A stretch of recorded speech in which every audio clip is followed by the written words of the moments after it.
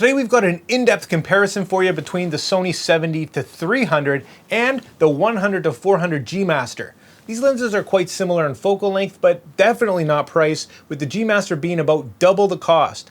Is it worth it? Well, that's one of the questions that we're going to answer today for you in this video. Let's get started.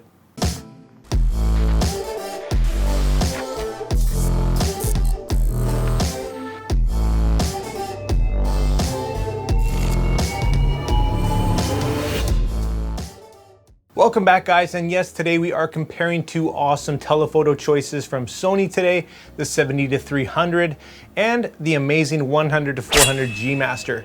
Lots of differences, some similarities as well, and we're going to break it down in detail as usual. Here's a few specs for you to get you going on these two lenses, guys, and if you haven't seen one of my videos before, my name is Stefan Malloch. I do a lot of photography and filmmaking news reviews and tutorials, so if you do enjoy this video and it helps you out and you like this type of content, make sure you hit that like and subscribe button and become part of the community. Anyways, guys, let's dive right in and check out our comparison. Let's first look at the size difference between these two. If you ask me, both of these lenses are completely reasonable for what they are. They're not going to take up too much size or weight in your bag. The G Master maxes out at 14 inches with the lens hood installed, and the 70-300 just 3.5 inches shorter. When it comes to weight, the G Master weighs in at just over 3 pounds, and the 70-300 weighs just over a pound less. It might not sound like a lot, but if you're hand-holding for extended periods of time, it does add up. Once again, they're both going to be completely reasonable to me, but if it's ultimate size and portability you're looking for, the 70-300 is going to take this category. Next, let's have a look at build, and this is where the price difference starts to be apparent. Out of the box, the G Master comes with a nice little soft travel case, where the 70-300 comes with a standard leather pouch.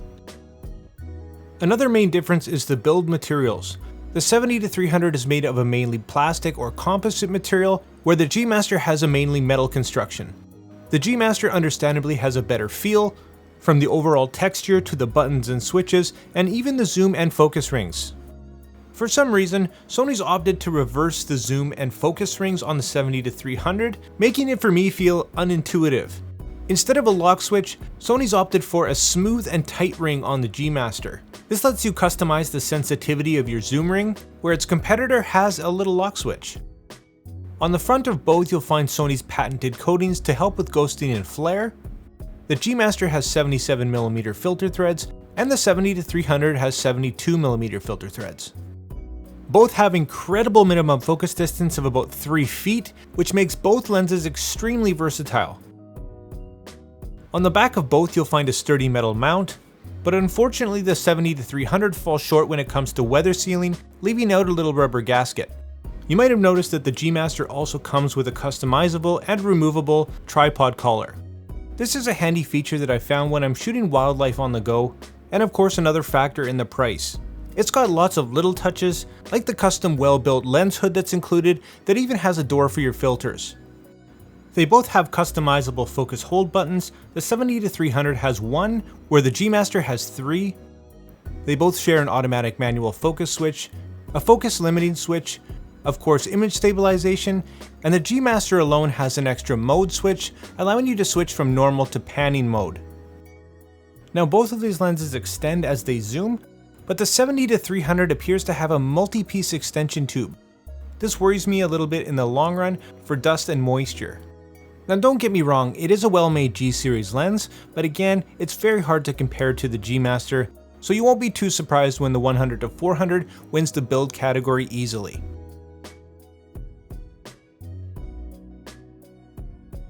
Now let's jump in and have a look at how these lenses perform, and let's start with the autofocus. First, the 100-400. Keep in mind that this lens was released with and for the A9, which has one of the most impressive and demanding autofocus systems out there. This entire review and all its footage was shot with my A7 III, so with the A9 it's going to be even more impressive. And what better way to test this thing out than with birds in flight?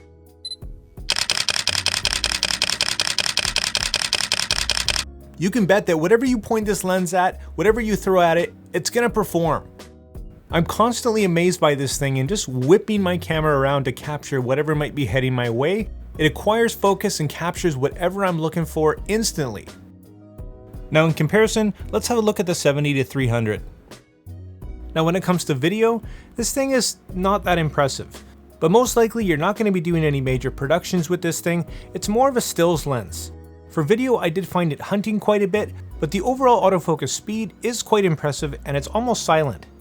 Now being an older lens, unfortunately it doesn't utilize Sony's newest linear focus motors, but when it comes to stills, it keeps up quite nicely. Now it's definitely not going to be as fast as the 100-400, it's just in a completely different class. And the biggest difference you're going to notice is in low light. The reliability and confidence is just not there. But it should be able to keep up with whatever you're doing for the most part. Both lenses, I'm happy to report, are basically silent, and for average shooting are going to perform just great. Also, human and animal eye autofocus is going to perform great on both. I'm not going to get into an in-depth sharpness comparison in this video.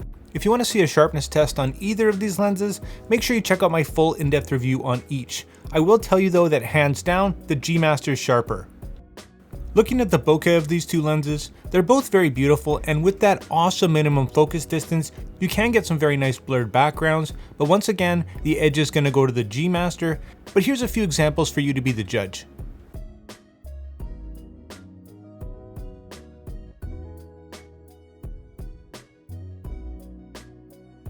Now both lenses are equipped with image stabilization, which if you ask me is a key feature for a telephoto of these ranges. And as you can see here, both perform very well. In my experience, even though the G Master has an extra 100mm, I think its image stabilization does perform a little bit better. And remember that it does have that extra mode feature switch, which does assist when it comes to panning. So this may help its image stabilization when it comes to movements left and right. Honestly, I think we're splitting hairs here, and this feature is going to be very much welcomed on both of these lenses. Here's how it performs at 70mm. Now speaking of focal length, this is one of the main differences between these lenses. Let's see what that actually looks like. Here's 70mm compared to the 100mm, and when we buy a telephoto lens, typically the most important thing to you is reach. And in this case, obviously, the G Master is going to have a little bit longer of a reach. Here's the minimum and maximum focal ranges between the two. If you're thinking that you want to keep your lens small but have a little bit more reach, you might consider a teleconverter. Unfortunately, Sony's 1.4 and 2x teleconverter is only going to work on the 100-400 and not the 70-300. Talking about performance as a whole, neither of these lenses are slouches by any means, but the GM is the clear winner when it comes to performance. Finally, let's compare these two lenses in terms of value. The G Master is going to come in at about double the price of the 70-300, and for good reason. As you've seen, it's superior in pretty much every way. At full price, I have a little bit of a hard time justifying the 70-300's price, but on sale or second hand, I could recommend it if you're an intermediate or somebody who's just looking for a great all-around telephoto.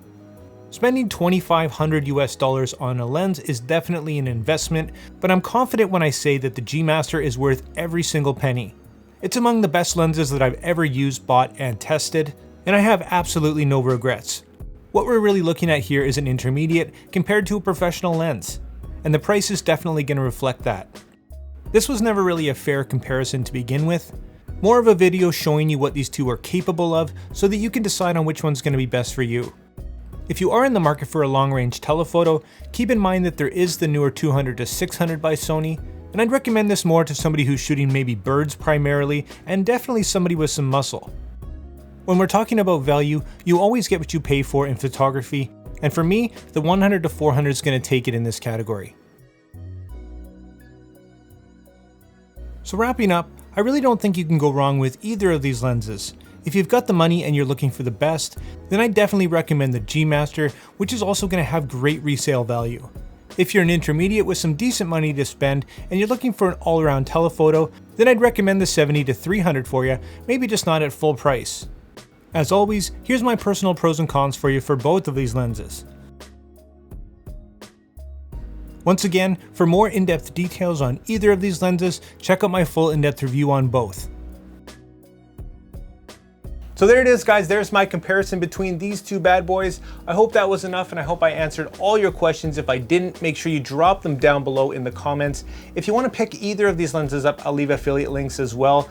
If you like this video, consider hitting that like and subscribe button. And like always, make mistakes, be yourself, and get out there and take some more pictures. See you next time.